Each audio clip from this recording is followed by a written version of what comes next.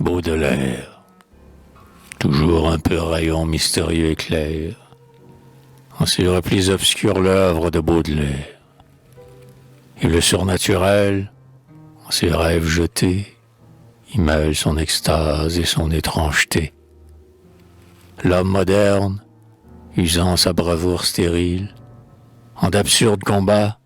plus durs que ceux d'Achille, et,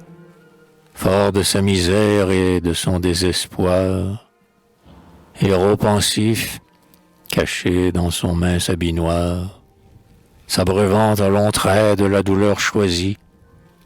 savourant lentement cette amère ambroisie, et gardant en son cœur, lutteur désirité, le culte et le regret poignant de la beauté. La femme abandonnée à son ivresse folle, se parant de saphir comme une vaine idole, et tous les deux fuyant l'épouvante du jour, poursuivis par le fouet horrible de l'amour, la pauvreté, l'erreur, la passion, le vice, l'ennui silencieux acharnant leurs sévices sur ce couple privé du guide essentiel et cependant mordu par l'appétit du ciel, et se ressouvenant en sa splendeur première d'avoir été pétri de fange et de lumière, l'être vil ne pouvant cesser d'être divin, le malheureux noyant ses soucis dans le vin, mais sentant tout à coup que l'ivresse fatale ouvre dans sa cervelle une porte idéale,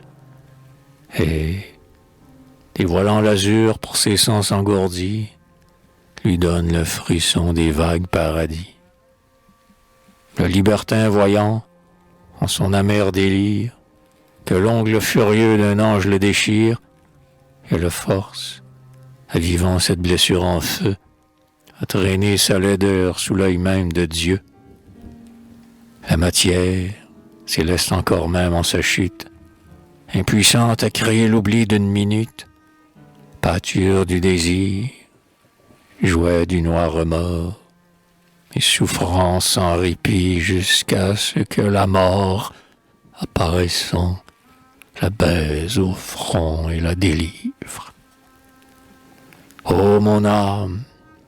voilà ce qu'on voit dans ce livre,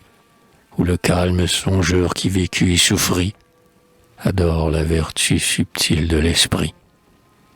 Voilà ce que l'on voit dans ces vivantes rimes, où Baudelaire est pris de l'horreur des abîmes, et fuyant vers l'azur du gouffre meurtrier, dédaigne de descendre au terrestre laurier. Dans cette œuvre d'amour, d'ironie et de fièvre,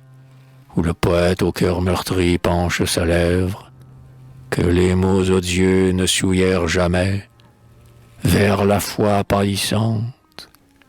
ange des purs sommets, et, triste comme Hamlet au tombeau d'Ophélie, pleure sur notre joie et sur notre folie.